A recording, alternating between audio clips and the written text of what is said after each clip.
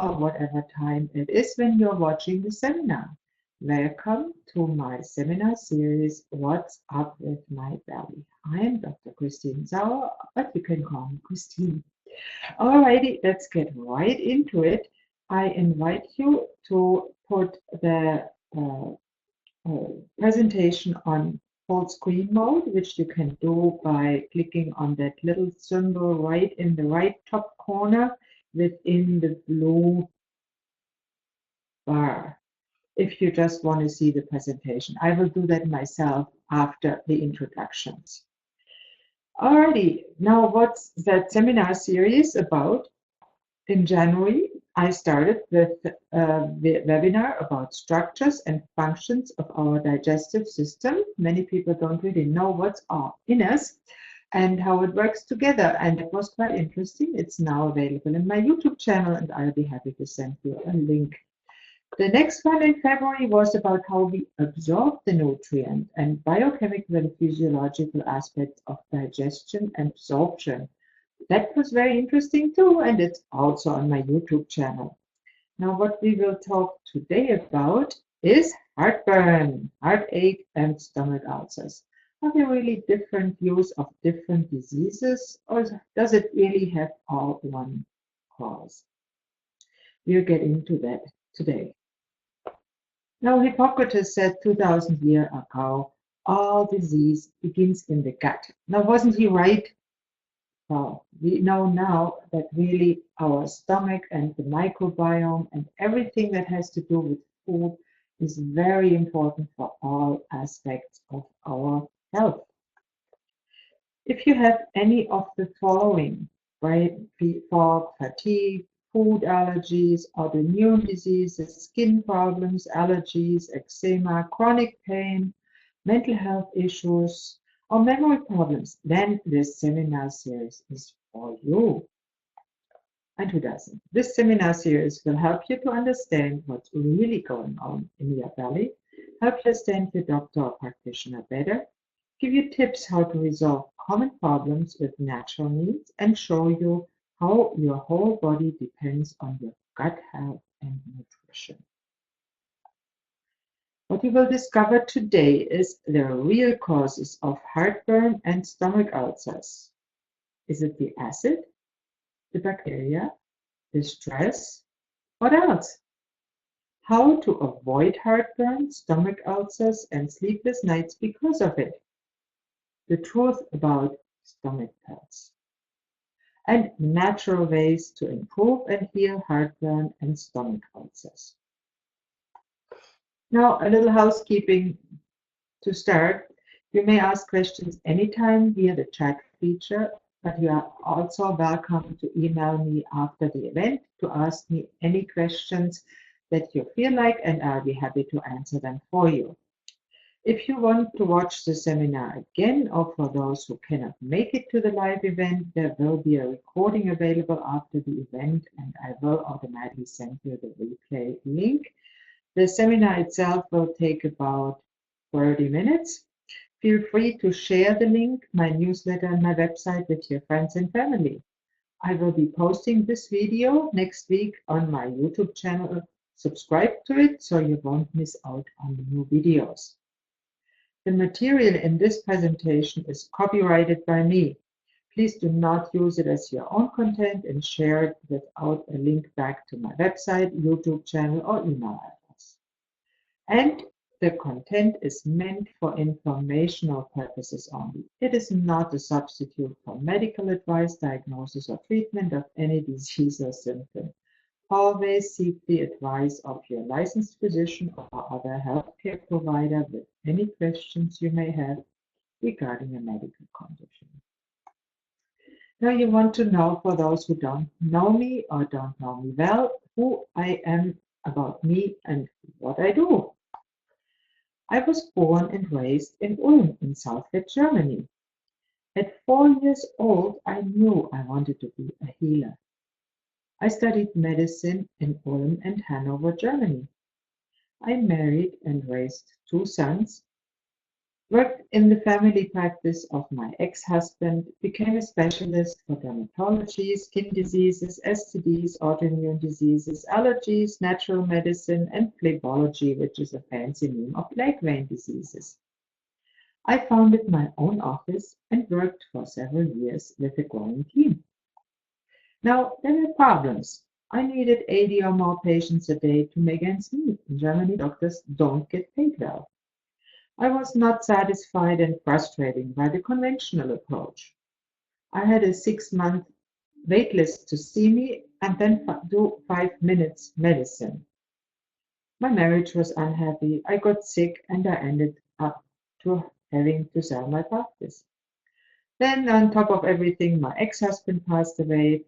So I moved with my 2 teenage sons to Halifax in 1997 to give them an international education. Best decision of my life. But to start my life here, I had a whole body and mind breakdown. I was sick, bad, and depressed. I got help. Conventional medicine helped some. I found my sweetheart, Mike. I started to take courses, do research, and work on myself, and a lot of all that. I finally rebuilt my own health in the last 10 to 15 years. I met many amazing people. I'm feeling better than ever, and I love to meet people, hear their stories, do research, and learn and explore new things. And I love to share my knowledge and learn and to help others. My hobbies are reading, science, cooking, gardening, tending to our backyard chickens and dogs. Now the difference, the left one is me in 2005 at 312 pounds, whether you believe it or not, and on the right side you see me 11 years later. Now what's that? Much better. Now we'll start with a review of what we learned in the last two, just a short review in case you miss it. And I'll screen now. And what we'll see is the digestive system, that it starts in the mouth with the teeth, the chewing, and then the food gets swallowed in the esophagus, goes to the stomach, the small intestine, the large intestine, and finally gets expelled through the anus. Most of the absorption takes place in the small intestine, some of it in the large intestines. There's mechanical digestion, chemical digestion, that's all important to absorb nutrients. The digestive system also comprises of the accessory organs, which is liver, gallbladder, and pancreas. Let's look a little bit more on the details of the anatomy of the esophagus and stomach as much as we need it for our heartburn theme. Now, when we eat, the food goes through the mouth.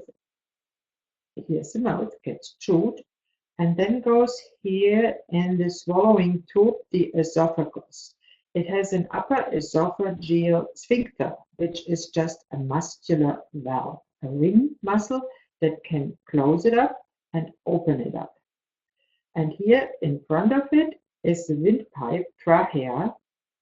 And when we eat something, there's a lid on the windpipe that prevents us from inhaling our food, hopefully.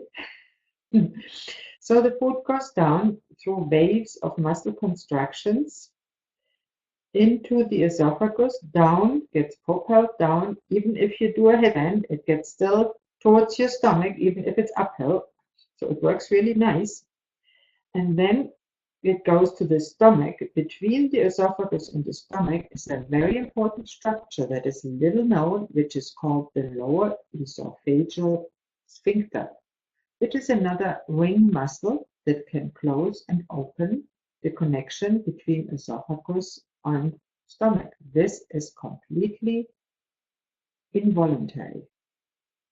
Now, once it is in the stomach, and you see here, that's the diaphragm. So the stomach is below the diaphragm, and the esophagus goes right through it. And if people have a hiatal hernia, this hole here where the esophagus goes through it is enlarged and the stomach bulges through it, which is not a good situation to have. Now, normally the food goes from the esophagus and the automatically opens the esophageal sphincter, the muscle here. The food goes then in the stomach.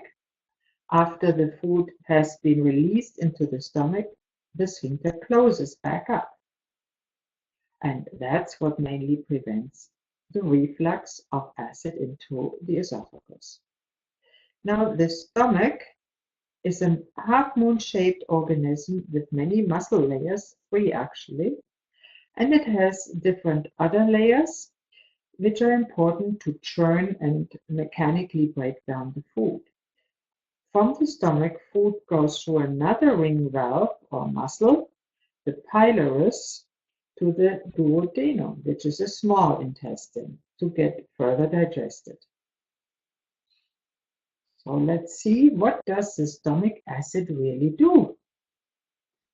Stomach acid is acidic with a pH between 1 and 3, which is about as acidic like soda pop, very sour.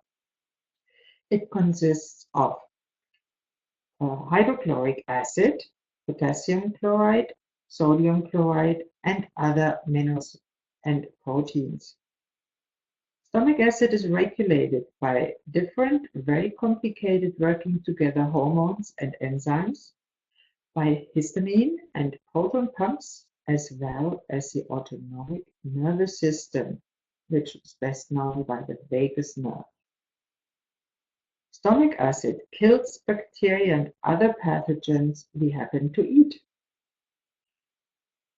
Stomach acid is critical for protein breakdown and digestion and the absorption of minerals like calcium and vitamins like B12. The stomach itself is protected from the acid by a layer of mucus. So when everything works together, the stomach is acidic when you eat, but it's protected by mucus, and you don't have no heartburn because the valve between the stomach and the esophagus is closed. Now, what's the role of bacteria? There's good and bad bacteria and other microorganisms like yeast and parasites. Now, best known, obviously, we have bacteria in the mouth. We have it everywhere on the skin, and the digestive system is really nothing else but the skin inside us.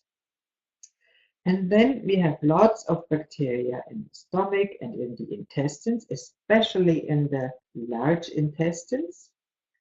And one well-known bacterium in the stomach is called Helicobacter pylori, which causes stomach ulcers, as we now know. Now, what's normal?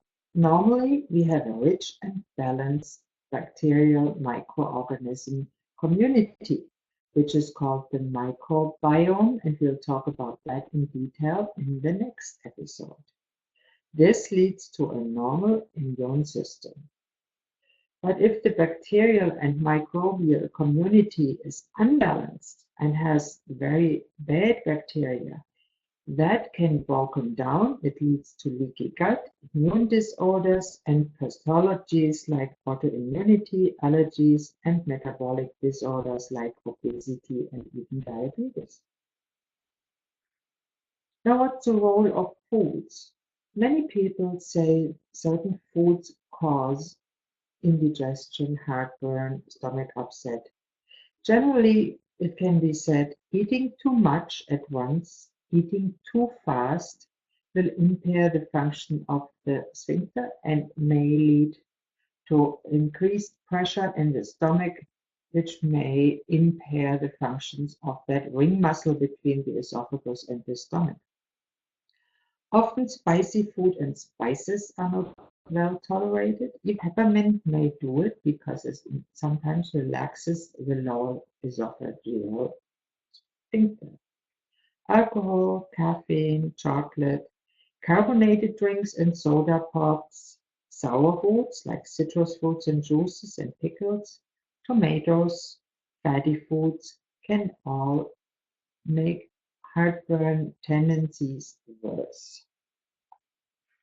Now, the impact of stress. And you might remember, if you're a little bit older, like I am,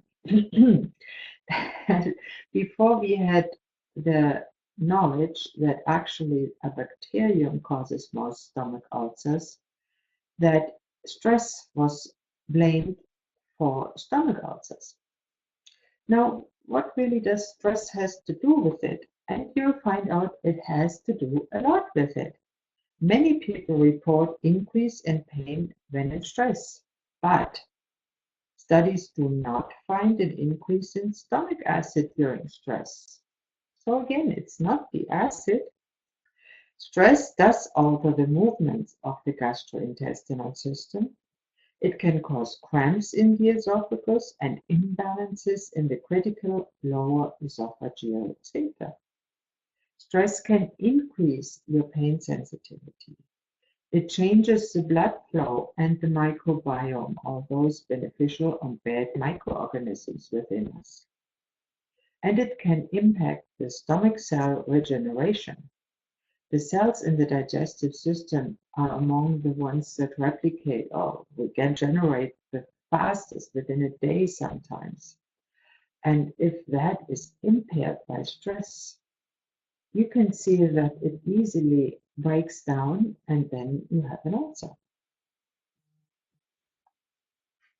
So what's the real reason for heartburn and ulcers, besides what I just mentioned? In rare cases, it's genetic, surgical, or diseases of the esophagus where sphincter is impaired, like in scleroderma, sarcoidosis, and others. A hiatal hernia may not help, mostly not, or diverticular, which are little balloon-like bulging of the esophagus, may lead to reflux. The classical thing I call big belly syndrome, pregnancy and or abdominal fat pushes on the stomach, weakening the lower esophageal sphincter. Smoking is really not good for anything. Some medications may cause ulcers, like NSAIDs, like aspirin, naproxen, ibuprofen, methotrexate, and others. But a warning, please do not stop medications prescribed by your doctor without first talking to him and discussing why you need it and if you can stop it at all. Heartburn and ulcers can be caused by a sudden withdrawal of stomach pills. If you have taken them for a longer time, they do cause a rebound effect. So it gets worse than before when you suddenly stop them. If you can stop them slowly. Now we know that ulcers can be caused also by infections by certain microorganisms. And Helicobacter pylori is the best known. Now what about the stomach pills? There's 3 types of classic stomach medications. And acids, for example, Tums, Alka-Seltzers, baking soda, and others. They are good if taken short term and they relieve the pain relatively fast, but only on the short term. Then there's the acid reducers. The correct name is histamine H2 receptor blockers. For example, ranitidine, cimetidine, which is Pepcid or Zantac. They work slower, but last a little longer, but they don't completely dry out the stomach. They only reduce the acid, which often is enough in the short term. Then there's proton pump inhibitors. Those are very effective, but what they do is they dry out the stomach. They do not address the root causes. Examples of proton pump inhibitors are omeprazole, lansoprazole, esomeprazole. Everything with a prazole in the end is a proton pump inhibitor.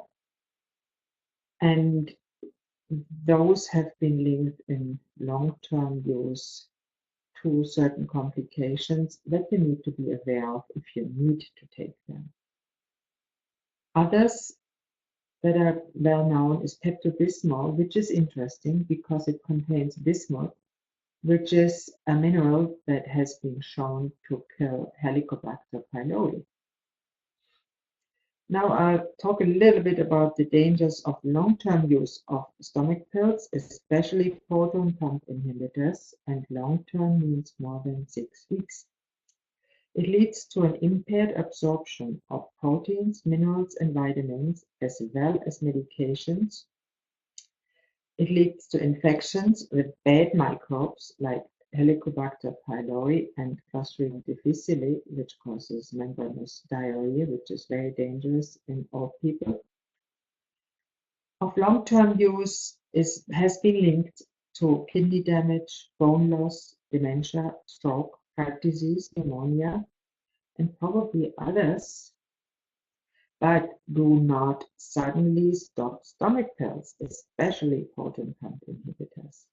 Talk to your doctor if you can reduce them and if he's okay with it or she, reduce them slowly. Go with the proton pump inhibitors to the lowest dosage, while at the same time doing all the other things that I'm going to talk about. And then you can maybe switch to acid reducers, which are less harmful. Reduce those slowly when you keep up the lifestyle changes and food changes. And then maybe only now and then you need an antacid or even nothing at all. Now, how do you avoid heartburn and stomach ulcers in the first place? Stop smoking. Always the number one. It is so hazardous to your health. If you can lose weight, if you need help, I'm there for you. Wear loose-fitting clothes because the pressure on your stomach may increase the pressure in your stomach and lead to increased reflux. Find your individual triggers. Keep a food and symptom diary. Reduce foods and spices and medications that you know will trigger heartburn.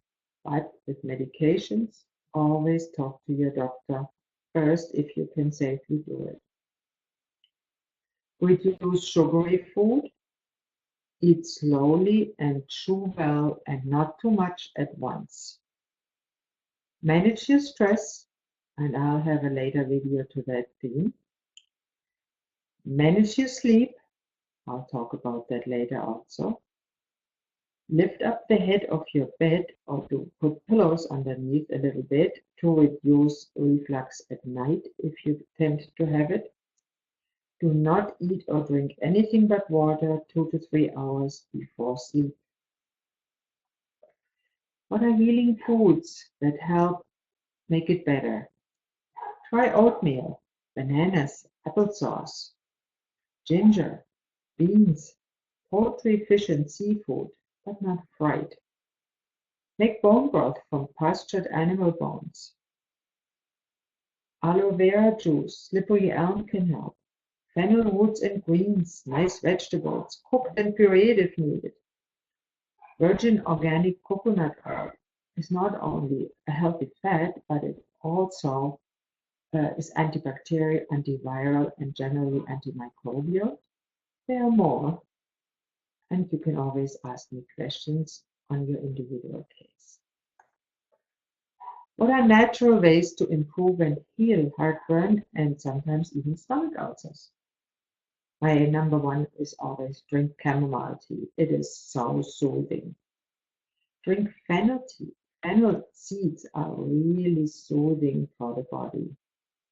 Mix with chamomile tea to get a better taste if you don't enjoy the chamomile tea by itself. Drink some ginger tea or mix them all up if you like it. Do a rolling cure with chamomile tea. And rolling cure is a translation from the German Rollkur, which means rolling around. And the rolling cure is to drink a cup of strong chamomile tea, lay on your left side for 10 minutes, roll on your back for 10 minutes, Roll on your right side for 10 minutes and roll on your stomach for 10 minutes. And then back on your left side. And then sit up and have another cup of chamomile tea. A very soothing effect. Supplements that help is zinc carnosine, astaxanthin, glutamine, DGL, which is a kind of licorice extract, cranberry extract, picoriza extract, and others. I cannot overemphasize the importance of the good, right probiotics and good quality more vitamins. Now, what's the takeaway today of the main points? The main point is heartburn is not caused by too much acid, but by dysfunction of the lower esophageal sphincter. Use classic stomach pills only short term and with caution, except in rare cases, but always follow your doctor's advice. Do not suddenly stop stomach pills taken long term. Use lifestyle changes, especially stress management, sleep management, lose weight, and stop smoking. Contact me if you need help with any of those issues. Avoid individual trigger foods and eat more healing foods. Use natural means to help wherever possible. Now I have a special for you because you were so patient and stayed till the end. I've set some time aside to talk to you and create an advanced healing plan for you for free. How I do that? I begin by listening to you. I find out what your challenges are, what your health goals are, what you want to accomplish, and I then use my experience and knowledge to design a custom healing plan to get you there. Like to take me up on this offer? Contact me today. Visit my website. I am always grateful for questions, comments, and constructive criticism. And a special bonus offer for last for people who watched this presentation only. No tax on all Energy Reboot programs. If you contact me before March 20th, mention the code free from pain. Next time we'll talk about the aliens inside us, the gut microbiome. What can go wrong and can it be fixed? Now, there we are back, and that is the end. I thank you very much for watching, and let me know if you have any questions. You can send me an email, and I will stop the recording right now, obviously. Bye bye.